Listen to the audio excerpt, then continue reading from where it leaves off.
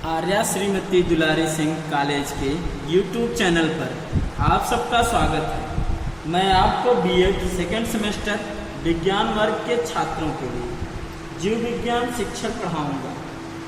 तो आज हम पाठ 6 पढ़ेंगे।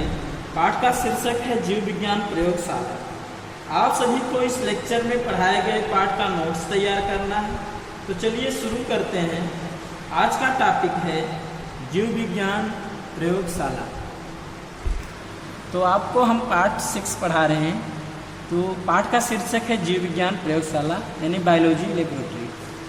तो जीव विज्ञान प्रयोगशाला है क्या? पहले आप जानिए प्रयोगशाला है क्या, यानी जहाँ पर प्रयोग होता है वह तो यानी जिस स्थान पर जो है प्रयोग किया जाता है वो तो प्रयोगशाला है। तो जहाँ पर जीव विज्ञान संबंधी प्रयोग होंगे तो उस स्थान कहेंगे जीव विज्ञान प्रयोगशाला। तो जीव विज्ञान प्रयोगशाला जो है, अब इसका क्या लाभ है और जीव विज्ञान प्रयोगशाला का के नियोजन के बारे में बताएंगे और जीव विज्ञान प्रयोगशाला के कार्य के बारे में बताएंगे। यही इस पाठ में हम आपको बताएंगे। तो जीव विज्ञान के शिक्षण में प्रयोगशाला का अपना एक विशेष स्थान है। यानी जीव विज्ञान का जो शिक्षण है इसमें शिक्षा ग्रहण किया जाता है, शिक्षण कार्य किया जाता है, उसमें प्रयोगशाला का अपना एक विशेष स्थान है। तो कुछ बातें ऐसी होती हैं कि जो थियरी से क्लियर नहीं हो पाती, जब उनको प्रयोग करके दिखा दिया जाता है तो जो है छात्र अच्छे से समझ जाते हैं। यानी शिक्षण कार्य में जो है प्रयोगशाला का अपना एक विशेष स्थान है। तो जीव विज्ञान शिक्षण में प्रयोग एवं परीक्षण का उपयोग आवश्यक है। जीव विज्ञान शिक्षण होता है यानी बायोलॉजी पढ़ाई जाती है, उसमें प्रयोग और परीक्षण यानी जो भी ऑब्जर्वेशन होता है, जो भी जांच होती है और जो भी एक्सपेरिमेंट यानी बिना एक्सपेरिमेंट के परीक्षण नहीं होगा। यानी प्रयोग के द्वारा ही क्या होता है, परीक्षण करते हैं। फिर परीक्षण का भी उपयोग जो होते हैं आवश्यक होता है। तो यह जो है प्रयोगशाला में ही संभव हो सकता है। तो प्रयोग एवं परीक्षण में कई तरह के उपकरण, वस्तुओं और सामग्री की आवश्यकता पड़ती है। जब प्रयोग और परीक्षण होता है तो यह बिना उपकरण और वस्तुओं के या कुछ अन्य सामग्री की यह प्रयोग जो भी प्रयोग होता है प्रयोगशाला में वह संभव नहीं हो सकता। यानी आवश्यक पड़ती है उपकरण की, वस्तुओं की, सामग्री की। इन सामग्री को और उपकरण को रखने तथा प्रयोग एवं परीक्षण के लिए प्रयोगशाला की आवश्यकता की अनुमति दी जाती है। यानी जो भी प्रयोग किया जाता है तो प्रयोग में तो आपको क्लियर हो गया कि उपकरण की ज़रूरत पड़ती है, वस्तुओं की, सामग्री की। इन सब को रखने के लिए जो है प्रयोगशाला की आवश्यकता पड़ती है। यानी प्रयोगशाला में किसी एक विशेष स्थान की आवश्यकता पड़ती है। तो वही स्थान क्या कहलाता है, प्रयोगशाला। यानी जहाँ पर प्रायोगिक कार्य होते हैं वो प्रयोगशाला कहलाता है। या ऐसा आवास जहाँ पर प्रायोगिक कार्य संपन्न होते हैं वह प्रयोगशाला कहलाती है। तो प्रायोगिक कार्य के लिए उपकरण, वस्तु या सामग्री की ज़रूरत पड़ती है तो प्रयोगशाला में जो है अच्छे से क्या करते हैं, उसको रख देते हैं। तो अब इससे प्रयोगशाला से लाभ क्या है? प्रयोगशाला से निम्न लाभ। पहली बात है कि सभी प्रकार की आवश्यक वैज्ञानिक सामग्री एवं उपकरणों को जो प्रयोग और निरीक्षण करने के काम में लाए जाते हैं सुरक्षित रखा जा सकता है। क्योंकि होता क्या है कि जीव विज्ञान संबंधी जो भी प्रयोग होते हैं उस प्रयोग से संबंधित जो भी उपकरण होते हैं, सामग्री होते हैं, वह सब जो है कहाँ उपस्थित सुरक्षित रखे जा सकते हैं, वो भी प्रयोगशाला में सुरक्षित किए जाते हैं, जिससे प्रयोग और निरीक्षण करने में जो है आसानी हो सके। तो प्रयोगशाला में दूसरी बात है, प्रयोगशाला में सामान एक ही स्थान पर उचित विभाजन और क्रम के अनुसार रखा जाता है। क्योंकि होता क्या है, प्रयोगशाला मान लीजिए क्या है, एक कक्ष है, उस कक्ष में सामान जो भी प्रयोग से संबंधित सामान है वह अलग अलग स्थान पर उसी कक्ष में अलग अलग स्थान उचित विभाजन द्वारा और क्रम के अनुसार रखते हैं। तो जिससे जो है मिलने में आसानी हो जाती है कि अगर प्रयोग कर रहे हैं तो आसानी से जो है उस वस्तु को प्राप्त करके या उस सामग्री को प्राप्त करके या उस उपकरण को प्राप्त करके प्रयोग आसानी से कर सकें। जब जिस वस्तु की आवश्यकता हो तुरंत मिल जाती है, इससे समय की बहुत बचत होती है। अब तीसरी बात है, विज्ञानों के अध्ययन के लिए उचित वातावरण तैयार करने में भी प्रयोगशाला का विशेष महत्व, यानी विज्ञान के अध्ययन के लिए उचित वातावरण या अनुकूल वातावरण को तैयार करने में प्रयोगशाला का विशेष महत्व, क्योंकि विज्ञान का अध्ययन जो विज्ञान सब्जेक्ट होता है थोड़ा टफ सब्जेक्ट होता है, तो उसके अध्ययन में जो है उचित वातावरण देने में या अनुकूल वातावरण देने में प्रयोगशाला का विशेष महत्व है। बिना प्रयोग के ही विज्ञान संभव नहीं है कि शिक्षण कार्य कराया जा सके बच्चों को, यानी जो है कि कुछ बातें ऐसी होती हैं जो जटिल होती हैं, तो उनको अगर प्रयोग के माध्यम से दिखाया जाए तो छात्र आसानी से समझ लेते हैं। तो यही बात किया जा रहा है कि विज्ञानों के अध्ययन के लिए उचित वातावरण तैयार करने में भी प्रयोगशाला का विशेष महत्व है। विभिन्न प्रकार की वैज्ञानिक सामग्री एवं उपकरणों को देखकर विद्यार्थियों में जिज्ञासा उत्पन्न होती है। जो विभिन्न प्रकार की वैज्ञानिक सामग्री है, क्योंकि प्रयोगशाला में बहुत सारे उपकरण होते हैं या सामग्री होती है, वो सब क्या होते हैं वैज्ञानिक जो भी विज्ञान से संबंधित प्रयोग हो रहे हैं तो उनको वैज्ञानिक सामग्री कहते हैं। तो उन उपकरणों को देखकर भी विद्यार्थियों में जिज्ञासा उत्पन्न होती है, जानने के लिए इच्छुक होते हैं कि इसका क्या उपयोग होगा और यह कैसे इसका किस क्षेत्र में उपयोग किया जाता है, उसके लिए उनमें जिज्ञासा उत्पन्न होती है। तो और वे उनका प्रयोग करने तथा देखने में विशेष आनंद का अनुभव करते हैं। तो छात्र क्या करते हैं, उनके प्रयोग करने में देखने में विशेष रूप से आनंद का अनुभव करते हैं। विद्यार्थियों में वैज्ञानिक ढंग से ज्ञान ग्रहण करने और उनके दृष्टिकोण को वैज्ञानिक बनाने में प्रयोगशाला से बहुत सहायता मिलती है। इस बात पर अगर आप नोटिस करें तो विद्यार्थियों में वैज्ञानिक ढंग से, क्योंकि अगर वैज्ञानिक ढंग से ज्ञान ग्रहण करेंगे तब तो यानी विज्ञान को अच्छे से अपने अंदर ग्रहण कर ले रहे हैं, यानी वैज्ञानिक ढंग से ज्ञान ग्रहण करने और उनके दृष्टिकोण को वैज्ञानिक बनाने में।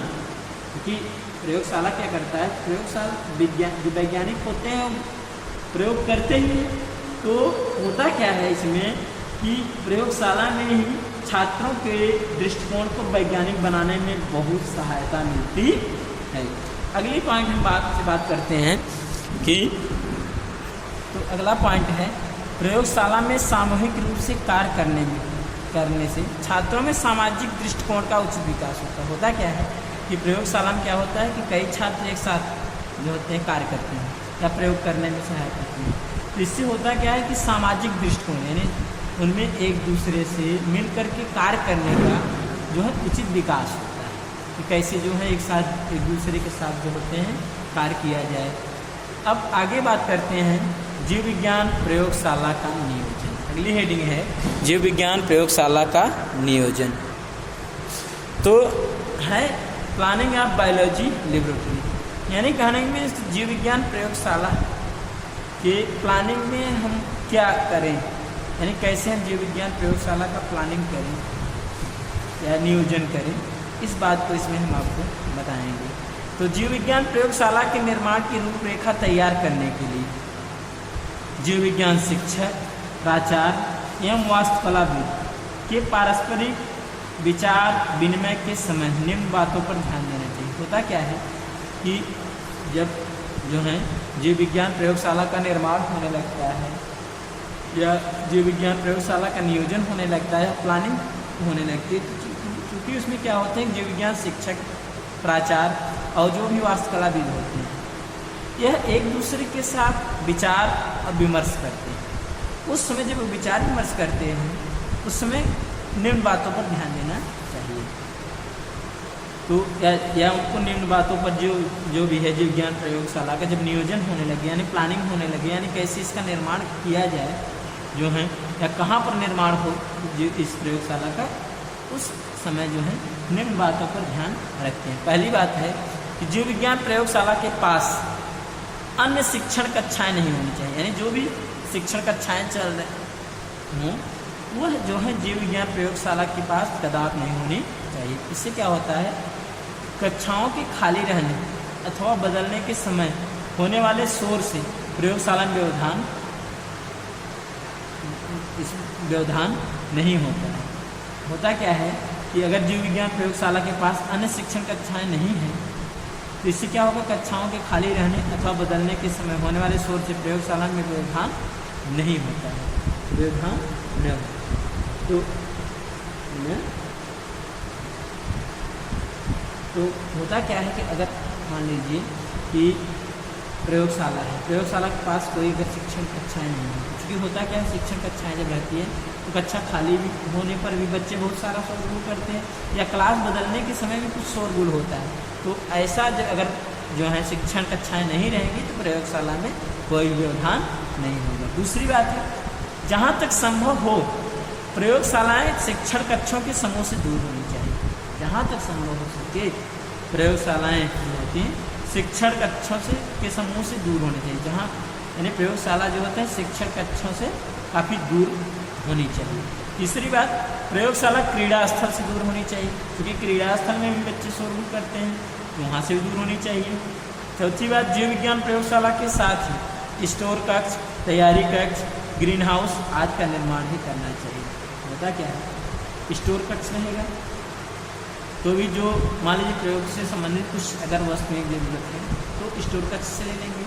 कुछ तैयारी कक्ष रहेगी, यानी मान लीजिए प्रयोग से संबंधित कुछ जो है उपकरण वगैरह तैयार करना है तो भी सहायक मिलेगी। ग्रीन हाउस रहेंगे, वहाँ पर पेड़ पौधे मिल जाएंगे प्रयोग से संबंधित, तो यह इन सब का भी निर्माण होना चाहिए। पाँचवीं बात, प्रयोगशाला का निर्माण तथा सज्जा कार्य इस प्रकार हो कि प्रयोगशाला में कम से कम शोर, यानी जो प्रयोगशाला का निर्माण हो या उसकी सजावट हो इस प्रकार से हो कि कम से कम शोर हो सके। अगली बात, इसमें प्रत्येक छात्र को व्यक्तिगत रूप से प्रयोग करने के लिए पर्याप्त साधन है, यानी चूँकि अगर मान लीजिए छात्र अधिक हैं तो इंस्ट्रूमेंट वगैरह जो भी उपकरण वगैरह हों वो भी पर्याप्त रूप में होनी चाहिए, यानी हर छात्र को जो है व्यक्तिगत रूप से प्रयोग करने के लिए उनको साधन उपलब्ध हो सके।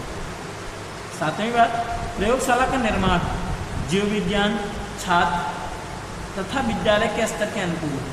जो भी प्रयोगशाला निर्माण हो वह जीव विज्ञान से संबंधित हो और छात्र के लिए भी हो और विद्यालय के स्तर के अनुकूल भी हो। तो जीव विज्ञान प्रयोगशाला के नियोजन में हम आपको 7 बातें बताएं। तो आपको यहाँ पर हम जीव विज्ञान प्रयोगशाला की व्यवस्था के बारे में दिखा रहे हैं, कैसे जीव विज्ञान प्रयोगशाला की व्यवस्था करेंगे।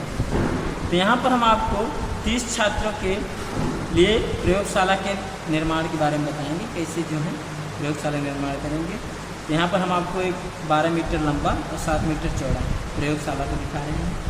तो सामान्यतः 30 छात्रों के लिए हम प्रयोगशाला का निर्माण निम्न प्रकार से करते हैं।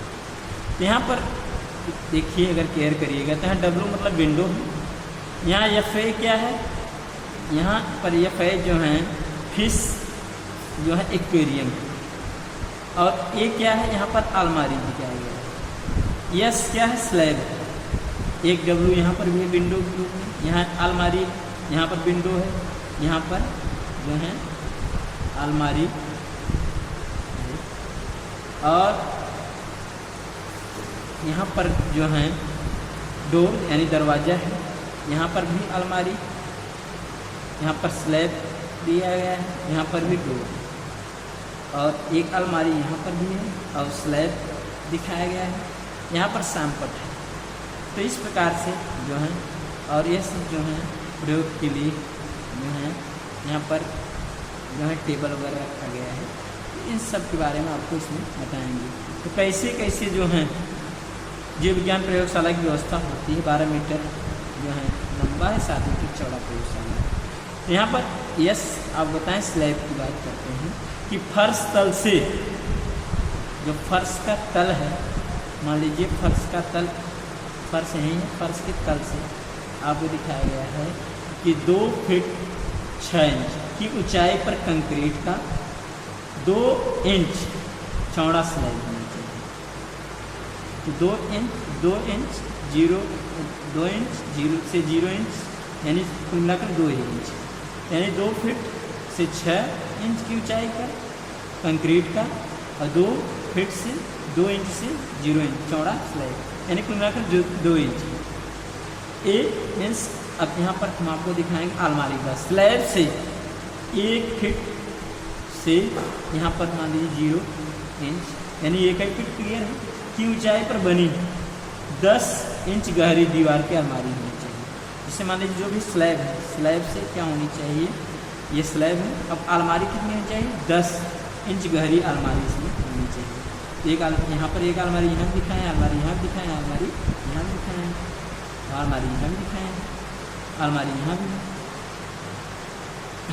तो अलमारी कांच के सरकने वाले दरवाजों से, क्योंकि जो कांच का दरवाज़ा रहे वो सरकने वाला भी रहे, यानी हटा करके सामान निकाला भी जा सके। और कांच का अगर दरवाज़ा रहेगा तो वस्तु जो है, जो भी उपकरण वगैरह सामग्री रखी रहेगी वो सब आसानी दिखाई देगी। यह है यानी हम आपको बताएंगे फिश एक्वेरियम, मत्स्यालय के लिए यानी मछली के रखने के लिए यहाँ पर स्थान। डी यहाँ पर डब्लू कांच की खिड़की यानी विंडो जो है कांच की खिड़की 3 फीट इंटू 4 फीट से 6 इंच, यानी कहने में 3 बाई 4.25 मान लीजिए, 4 से 6 इंच तक जो है विंडो होनी चाहिए। और दरवाज़ा कितना होना चाहिए? 4 फीट गुणित 7, यानी कहने में 4 फीट जो है लंबा होनी चाहिए और 7 फीट जो है ऊंचा होनी चाहिए, जो कि दरवाज़ा यहाँ पर दिया गया, डोर में दरवाज़ा यहाँ पर दिए। तो इस प्रकार से जो है जीव विज्ञान प्रयोगशाला की व्यवस्था करते हैं, यानी जो भी उसके जो है दीवार अलमारी वगैरह होती है, विंडो वगैरह होती हैं या स्लैब वगैरह होती है, इस प्रकार से व्यवस्थित करते हैं। अब आगे बात करते हैं प्रयोगशाला की स्थिति के बारे में। प्रयोगशाला कहाँ पर स्थित होनी चाहिए? तो स्थित के बारे में बात करते हैं कि जीव विज्ञान प्रयोगशाला कहाँ पर स्थित है। जहाँ तक संभव हो प्रयोगशाला ग्राउंड फ्लोर पर होनी चाहिए। अगर ग्राउंड फ्लोर पर है तो इसको बढ़ाया भी जा सकता है। तो जहाँ तक संभव हो प्रयोगशाला ग्राउंड फ्लोर पर होनी, जहाँ कि इसके विस्तार की व्यवस्था भी उपलब्ध है, यानी अगर जरूरत पड़े तो इसको और भी बड़ा किया जा सकता है। प्रयोगशाला की स्थिति इस प्रकार हो कि प्रकाश एवं धूप प्रचुर मात्रा में उपलब्ध हो, यानी प्रयोगशाला इस प्रकार से हो कि प्रकाश भी उपलब्ध हो और धूप भी, क्योंकि बहुत सारे प्रयोग ऐसे होते हैं जिनमें प्रकाश जरूर, क्योंकि जो माइक्रोस्कोप लगती है तो उसमें लाइट की जरूरत पड़ती है, प्रकाश जरूरत पड़ती है। तो जो छोटी छोटी वस्तुओं या सूक्ष्म जीवों का जब अध्ययन करेंगे, प्रयोग करेंगे, तो उसमें माइक्रोस्कोप की जरूरत पड़ती है। तो इसके लिए प्रकाश की व्यवस्था एवं धूप की व्यवस्था उचित मात्रा में होनी चाहिए। अब आगे बात करते हैं लेआउट व्यवस्था, यानी उसकी लेआउट कैसी होनी चाहिए, यानी कितना लंबा कितना चौड़ा प्रयोगशाला होनी चाहिए। तो वही हमने यहाँ बताया 12 मीटर लंबा 7 मीटर चौड़ा। लेआउट व्यवस्था क्या होनी चाहिए?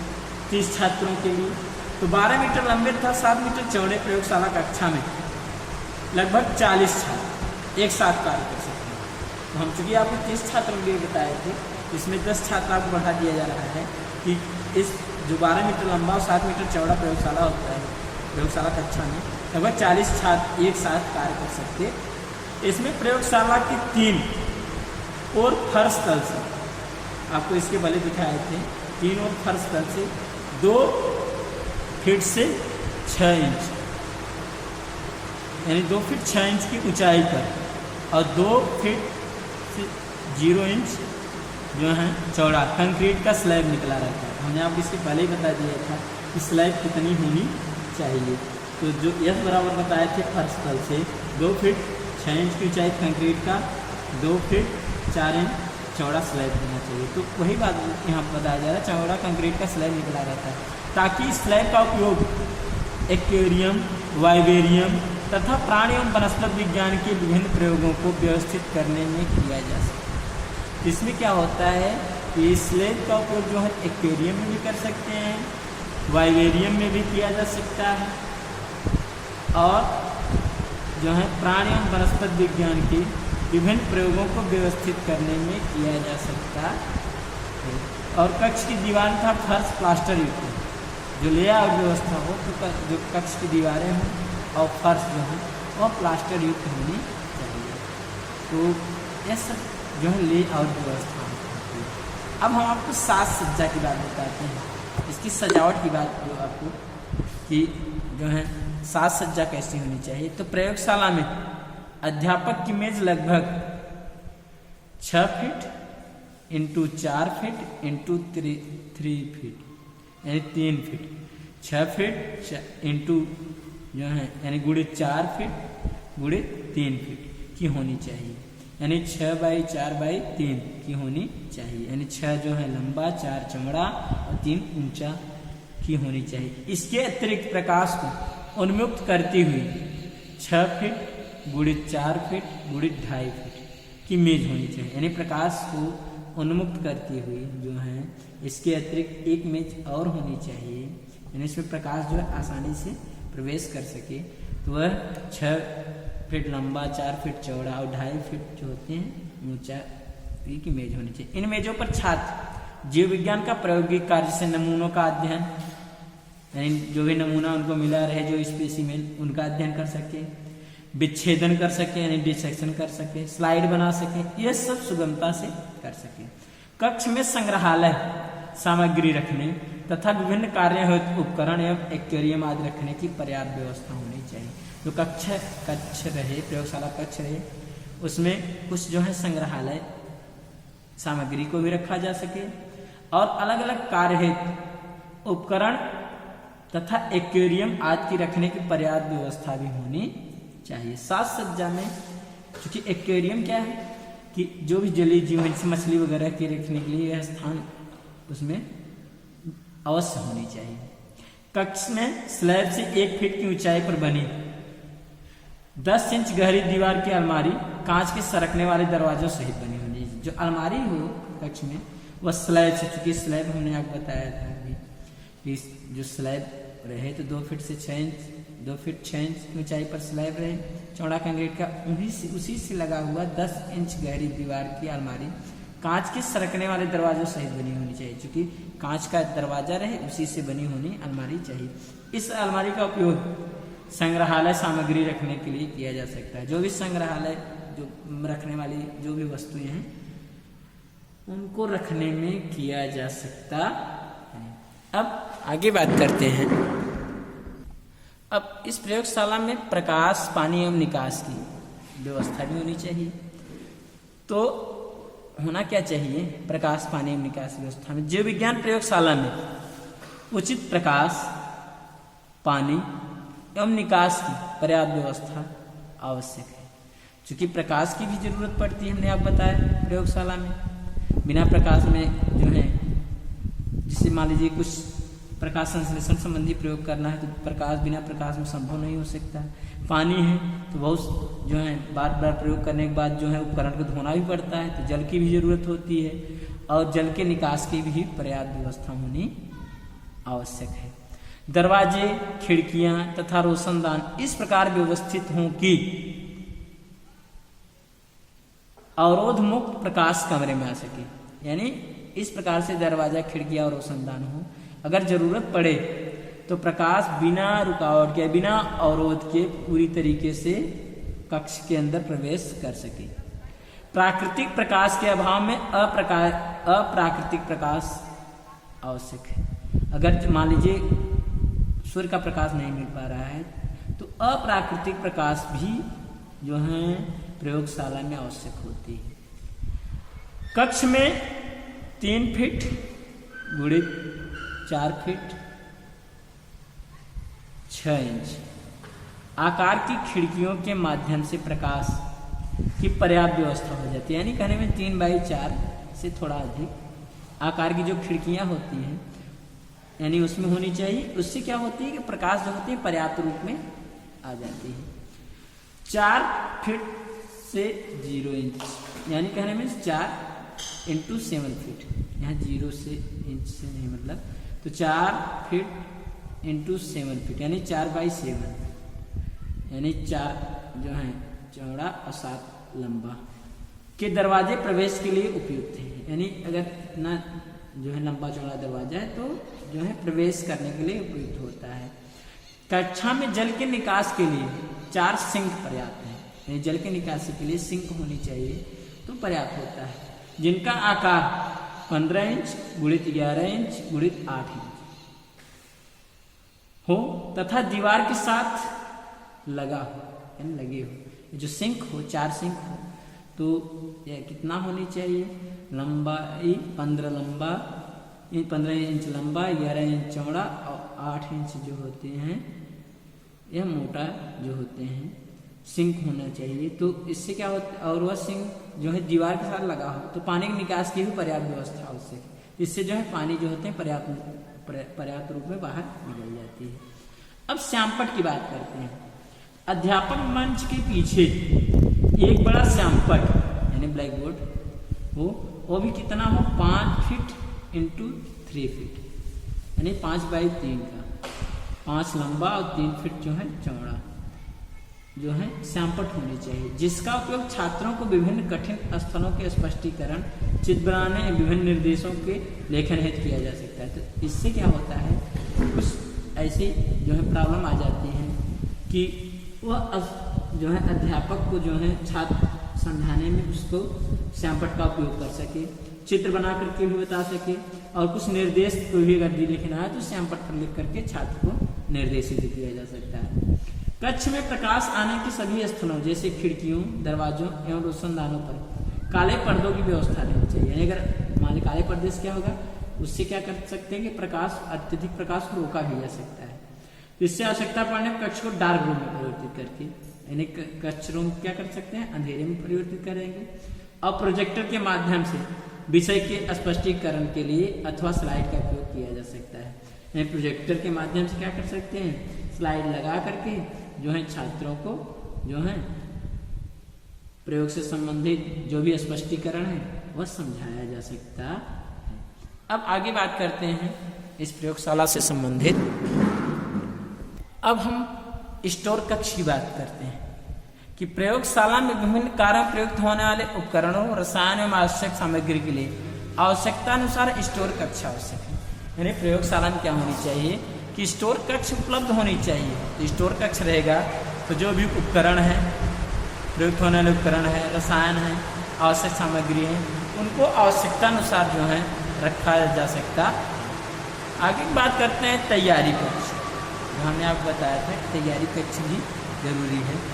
तो व्याख्यान और अध्यापन के लिए आवश्यक सामग्री को एकत्र करने के लिए, यानी जहाँ पर व्याख्या किया जा सके या अध्यापन कार्य किया जा सके, जो भी आवश्यक सामग्री को एकत्रित करने के लिए इस कक्ष को प्रयोग में लाते हैं।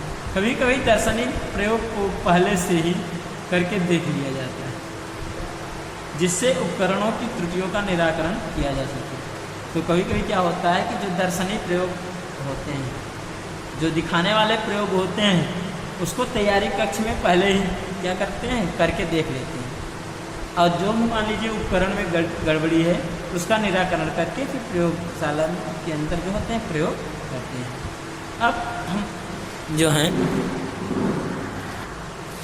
तो अगली टॉपिक है इसमें प्रयोगशाला में संपन्न होने वाले कार्य। यानी प्रयोगशाला में कौन कौन से कार्य संपन्न होते हैं। तो प्रयोगशाला में होने वाले कार्य इस प्रकार है। पहली बात, प्रयोगशाला में विभिन्न कीड़े मकोड़ों को एकत्र कर संरक्षित करना। यानी होता क्या है कि प्रयोगशाला में विभिन्न कीड़े मकोड़ों को एकत्रित करके सुरक्षित किया जाता है और उन पर प्रयोग किया जाता है। अगली बात, विभिन्न पौधों के जड़, तने एवं पत्तियों के सेक्शन कटिंग करके उनके स्पेसिमेन को तैयार करना। होता क्या है कि विभिन्न पौधे के जैसे हमारे 1-बीजपत्री, 2-बीजपत्री या एंजियोस्पर्म या जिम्नोस्पर्म जो भी हैं, उनके पौधे की जड़, तने और पत्तियों के सेक्शन पर कटिंग करके उनके स्पेसिमेन को भी तैयार किया जाता है, यानी उनके नमूने को तैयार किया जाता है। अगली बात, विभिन्न प्रकार की स्लाइड तैयार करना। यानी अलग अलग प्रकार की स्लाइड, जैसे अमीबा की स्लाइड तैयार करते हैं, पैरामीशियम की, ग्लीना की या ब्लड की स्लाइड तैयार करना, यह प्रयोगशाला कार्य होते हैं। अगली बात, प्रयोग है बीज, फल, जड़, जंतुओं और सूक्ष्म पौधे तथा सूक्ष्म जीवाणुओं के स्पेसिमेन तैयार करना। तो प्रयोगशाला में भी कार्य होता है कि बीज को, फल को, जड़ को और जंतुओं से पौधे तथा सूक्ष्म जीवाणुओं के स्पेसिमेन यानी नमूने को भी एकत्र किया जाता।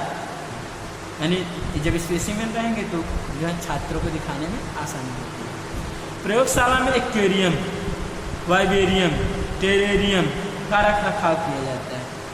यानी जैसे मान लीजिए एक्वेरियम जो है जलीय जीवशाला है, इसमें टेरेरियम जो है कीड़े मकोड़े के बारे में अध्ययन करते हैं, और सूक्ष्म जो है जीव जंतु के बारे में वाइबेरियम के अंतर्गत अध्ययन करते हैं। तो इनकी साफ सफाई की व्यवस्था भी की जाती है। विभिन्न क्षेत्रों में उपयोगी पौधे व जंतुओं को यानी फर्दर स्टडी यानी कुछ अध्ययन के लिए एकत्रित किया जाता है। यानी जो भी उपयोगी पौधे हैं और जंतु हैं उनको भी एकत्र किया जाता अगली पॉइंट, पौधे में प्रकाश संश्लेषण श्वसन क्रिया है प्रयोग संचालित करना व इन प्रयोगों में उपयोग किए जाने उपकरण तैयार करना। यानी पौधे में जो भी प्रकाश संश्लेषण की क्रिया श्वसन क्रिया है प्रयोग को संचालित करना, क्योंकि प्रयोगशाला में क्या करते हैं, प्रकाश संश्लेषण के प्रयोग को संपन्न कराते हैं, श्वसन क्रिया के भी संबंधित जो प्रयोग होते हैं उसको भी संपन्न कराते हैं। तो इनके प्रयोग में उपयोग किए जाने उपकरण का भी तैयार करना प्रयोगशाला में यह भी कार्य संपन्न होता है। तो आज हम आपको इस जीव विज्ञान प्रयोगशाला के पाठ में बताए हैं जीव विज्ञान प्रयोगशाला है क्या, इसके लाभ क्या हैं, और जीव विज्ञान प्रयोगशाला के नियोजन के बारे में बताएं, और जीव विज्ञान प्रयोगशाला की व्यवस्था के बारे में तथा प्रयोगशाला में संपन्न होने वाले कार्य के बारे में बताएं। आशा करते हैं कि आपको आज का यह वीडियो जो है अच्छे से समझ में आ गया होगा। तो फिर हम अगले वीडियो में आपको प्रयोगशाला में आवश्यक उपकरण के बारे में और प्रयोगशाला में संगठन है ध्यान रखने योग्य बातों के बारे में बताएंगे। तब तक के लिए धन्यवाद।